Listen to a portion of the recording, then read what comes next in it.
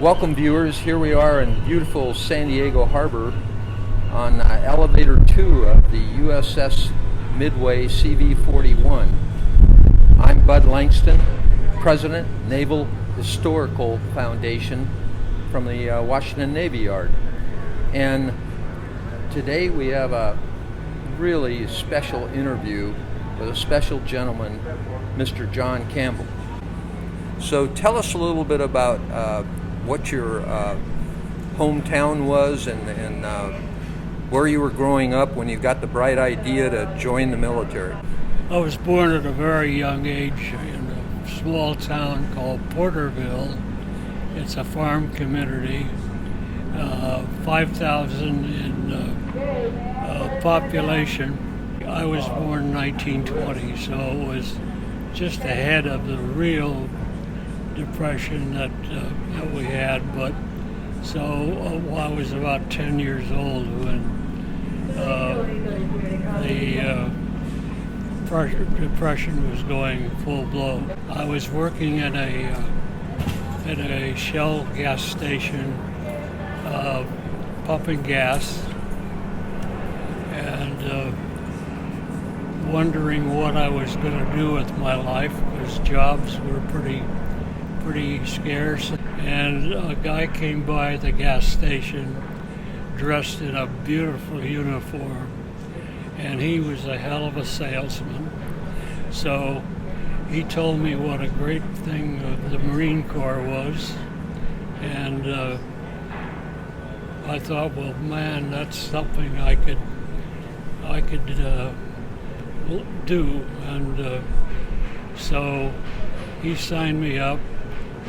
I went home and told my dad I joined the Marines, and he says, well, you're going to have to keep your nose to the grindstone. And I said, yes, sir. Well, I played a trumpet in high school, so the sergeant says, well, we're going to assign you to the band. Well, I went to the Marine Corps band, which was right there on the base, and I played a couple of tunes, and he decided I wasn't a musician. So he sent me back to my squadron, my platoon, and then we finished, and the first assignment was the guard company in Pearl Harbor. You get to Oahu, you get to Pearl Harbor, you check into the Marine Corps base there in Pearl Harbor, and within a few months, all of a sudden you're transferred to an aviation squadron. You're changed your MOS, your military occupation specialty, from an infantryman to an aircraft mechanic. And I couldn't figure out how that happened. When you're a brand new private in a first assignment, you get some duties that are not what you'd really expect. One day I was assigned to walk the colonel's dog, and he said, what do you want to be, son?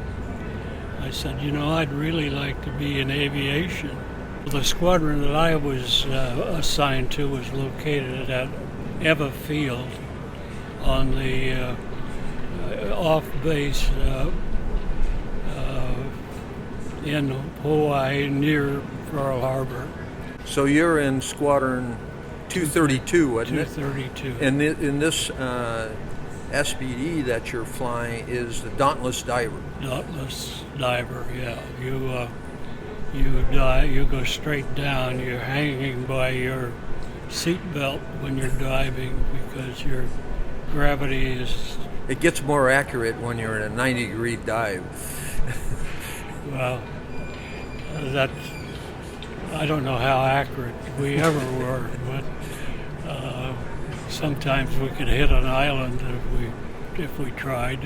Basically, I was assigned as a plane mechanic, and I was in a crew of 3, and we were assigned one plane, and our job was to keep that plane in first-class condition.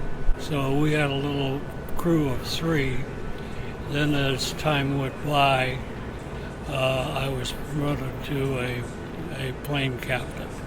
The plane captain will ride as a gunner, so in the rear seat.